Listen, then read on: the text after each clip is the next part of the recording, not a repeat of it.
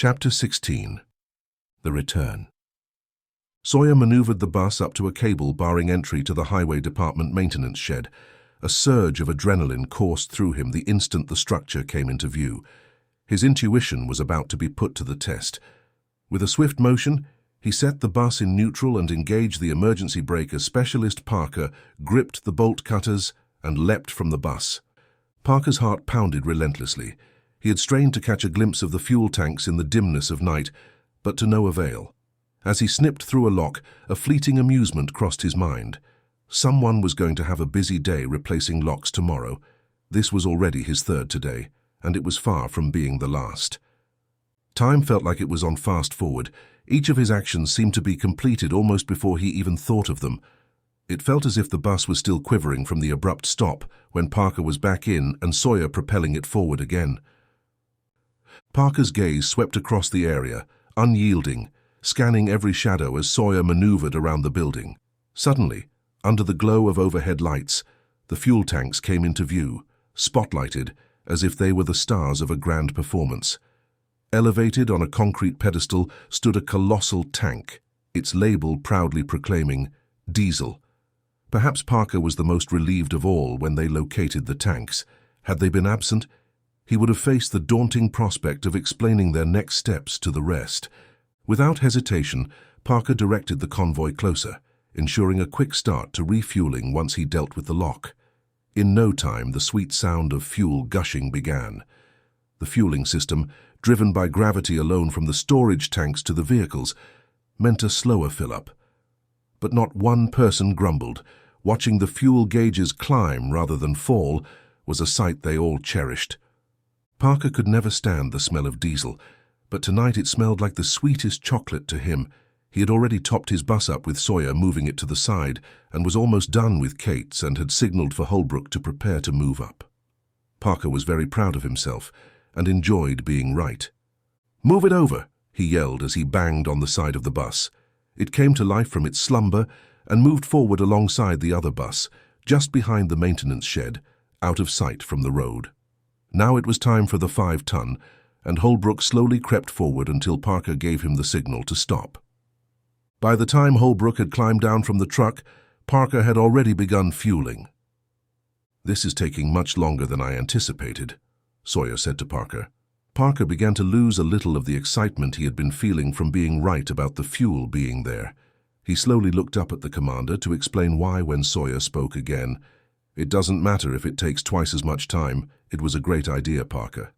The commendation from the commander had rekindled Parker's sense of accomplishment, and he faced the pump with a renewed grin. The weight of the day seemed to lift, if only for a moment. Just as he was allowing himself a fleeting moment of respite, his gaze dropped to his chest and he crumpled silently to the ground. The bullet that ended Parker's life went unheard by him. Hearing the shot, Sawyer reached for his sidearm, but he couldn't get to it before 3 men were on him and strapping zip cuffs around his wrist. "Parker!" Sawyer yelled, even though from under the 3 men he could tell there would be no reply. "Get him up!" Sawyer's mind felt like it was going to short-circuit. It couldn't be, he thought, as the 3 men were bringing him to his knees. "I'm going to kill you, you son of a—" 2 punches to the stomach made it difficult for Sawyer to finish. "Now, Commander, that is no way to speak to a superior officer." "Womack, At least this time he only received 1 punch to the gut that time. "Bring the other driver over here." No matter how hard he tried, Womack just couldn't find a commanding tone. Womack had a formidable entourage with him, at least a dozen strong. Even if Sawyer's group mustered the will to retaliate, they were overwhelmingly outmatched. But surrender wasn't in Sawyer's nature, and he certainly wasn't going to divulge the whereabouts of his team to Womack. As he observed one of Womack's soldiers leading Kate away from the buses, her seemingly docile demeanor caught him off guard. "Had I misjudged her?" he pondered. As Kate and her escort approached Womack, she moved with an unexpected fluidity. With the elegance of a dancer, she drove her combat boot into the side of Womack's head, sending his multiple chins jiggling uncontrollably. Almost instantly, 2 more guards lunged at her, raining down a barrage of punches, each more brutal than what Sawyer had endured. Sawyer attempted to voice his outrage, but was silenced by a swift, merciless blow. When the beating settled, he glanced over at Kate, even battered and bruised. The defiance shining in her eyes and the smirk playing on her lips reassured Sawyer of one thing. He hadn't misjudged her. Kate was every bit the warrior he believed her to be. "You two think you are going to survive tonight?" Womack asked rhetorically. "Well, after the events this morning, I now have total control over 6 counties. By tomorrow, it will be the state." Womack spoke like it had already happened. "See, it has all been planned out, and you did just what was expected of you." Granted, not quite as planned, but nevertheless things worked out. "Why did you kill Parker?" Sawyer just had to know. The rage of Parker's killing was hard to take. "Oh, you don't think you're leaving here, do you?" Womack asked sarcastically, while letting out his pathetic laugh. After Womack's fit of laughter subsided, he declared, "I'll count down from 10. If they don't reveal the whereabouts of the others by then, kill them." With that, he started to distance himself, counting aloud with each step. He couldn't bear to witness the impending gore. Much like that morning, it caused him to faint and remain seemingly lifeless. Locked in a mutual gaze, Kate and Sawyer chose the familiar face of a comrade over the cold visages of their executioners. As the moment of their presumed end approached, they braced for the inevitable. But instead of the sting of bullets, they heard soft thuds. Confusion painted their faces as they pulled their eyes from each other and scanned the scene. Before them, their potential killers lay unmoving on the ground. The rhythmic thuds continued, sealing the unexpected turn of events. Thud, thud, thud, thud.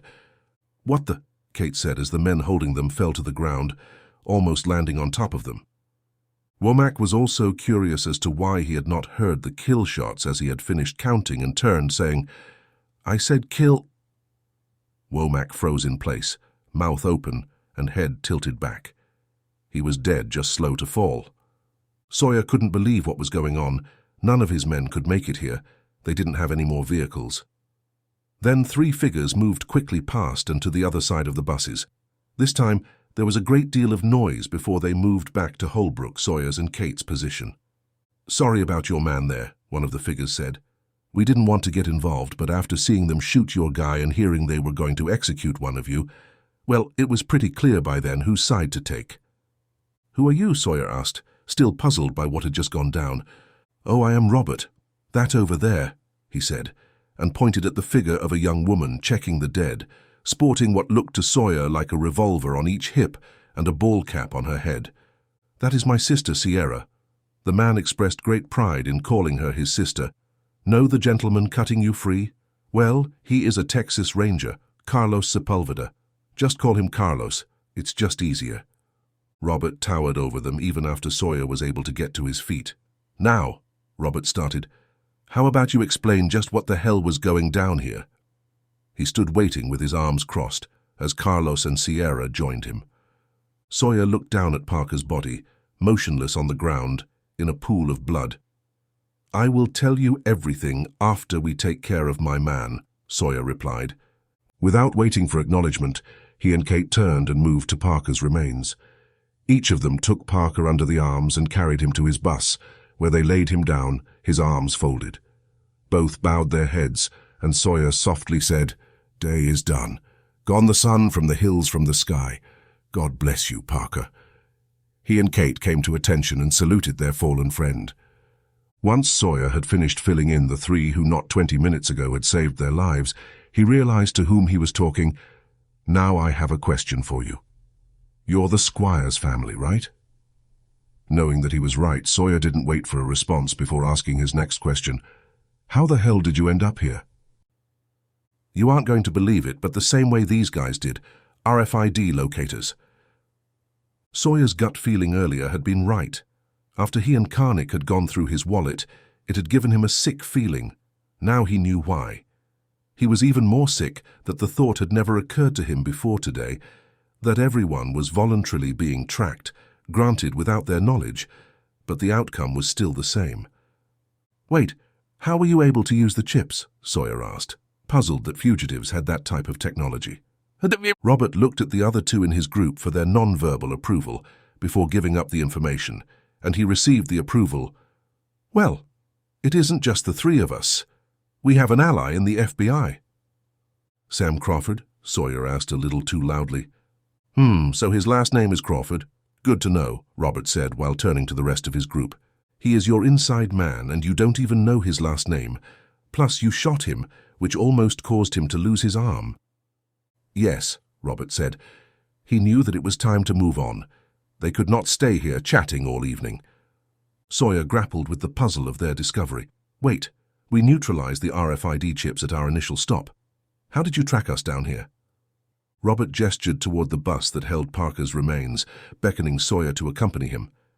As they approached, Robert opened the back door, revealing Parker's body, his arms crossed over his chest, and on his wrist, the new watch gleamed. The very watch that had been their salvation earlier in the day threatened to be their undoing by nightfall. Robert started to reach for the watch, but Sawyer swiftly intervened. "Let me," he stated, a weight in his eyes. Robert paused, understanding the severity of the moment. "He was my responsibility," Sawyer acknowledged. "That watch, it emits a signal, doesn't it? Even if the connected device is off or compromised. We were just blindly following that beacon after the RFID leads went cold." Parker was completely unaware.